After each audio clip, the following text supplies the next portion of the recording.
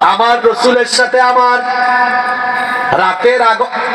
রসুলের সাথে আমার রাতের আমলের কি জঘন্য বৈপরীত্য। কথাটা আবারও বলছি, শুনেন, আমার রসুলের সাথে আমার আমলের কত জঘন্য বৈপরীত্য। আমি ঘুমাতে ঘুমাতে রাত কাটাই, খেলা দেখতে দেখতে রাত কাটাই, আর আমার নবী তাহাজ্জুদে দাঁড়িয়ে থাকতে থাকতে পা মুবারক ফুলিয়ে আল্লাহকে সাজদা দিতে দিতে রাত কাটান। সুবহানাল্লাহ। রহমানের বান্দারা তো এরকমই হবে। আল্লাহ তাআলা বলছেন, ওয়াল্লাযীনা ইয়াবিতুনা লিরাব্বিহিম সুজ্জাদান ওয়া কিয়ামা। রহমানের বান্দা হলো তারা রাতের বেলা তাদের রবকে সাজদা এবং কিয়াম অর্থাৎ নামাজে দাঁড়িয়ে রুকু সাজদার মাধ্যমে রাত কাটিয়ে দেয়। যারা রহমানের বান্দা হলো তারা জান্নাতি মুমিনদের বৈশিষ্ট্য হলো কোরআনে কারীমের 32 নম্বর সূরা সূরাতুস সাজদা এর 16 নম্বর আয়াতে আল্লাহ বলছেন, তাতাজাফা জুনুবুহুম আনিল মাদাজি'i ইয়াদউনা রাব্বাহুম খাউফান ওয়া তামা। রাতের বেলা বিছানা থেকে তাদের পিঠ আলাদা থাকে, আর ভয়ের সাথে আশার সাথে তাদের রবকে তারা ডাকতে থাকে।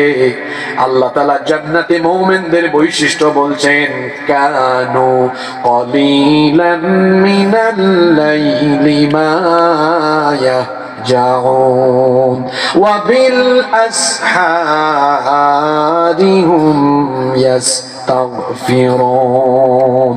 জান্নাতি যারা রাতের বেলা কম সময় ঘুমায়, তারা ইস্তেগফার করে করে রাত কাটায়। তারা এখনকার যুব সমাজ রাত 3টা 4টা পর্যন্ত মোবাইলে তাহাজ্জুদ পড়ে, 10 ঘন্টা 14 ঘন্টা মোবাইল চালায়, রাত 2টা 3টা 4টা পর্যন্ত মোবাইল চালায়।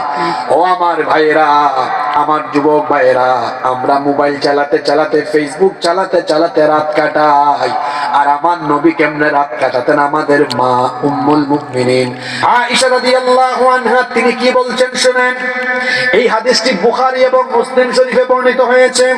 আম্মা জান আয়েশা রাদিয়াল্লাহু আনহা বলছেন, আন্নান নবী সাল্লাল্লাহু আলাইহি ওয়াসাল্লাম কানা ইয়াকুমু মিনাল লাইলি হাত্তা তানফাতারা কদামা।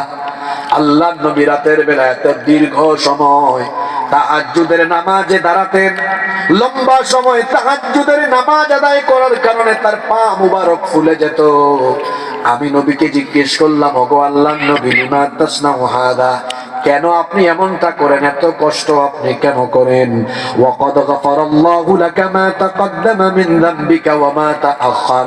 আল্লাহ তো আপনার আগের পরের সব গুনাহ মাফ করে দিয়েছেন। আল্লাহ তো আল্লাহর পরেই আপনাকে সবচেয়ে বেশি মর্যাদা দিয়েছেন। এত রাত পর্যন্ত জেগে জেগে এত কষ্ট করেন কেন? আল্লাহর নবী তখন বলেন, আয়েশা শোনো, এই যে আল্লাহ আমাকে দুনিয়াতে সবার উপরে মর্যাদা দিলেন, আখিরাতেও সবার উপরে আমাকেই মর্যাদা দিবেন। এই জন্য কি আমি আল্লাহর শুকরিয়া আদায় করে আফাদা উহিব্বু আন আকুনা আবদান শাকুরা, আমি কি এই জন্য আল্লাহর শুকরগুজার বান্দা ইবাদতের মাধ্যমে পরিগণিত হব না?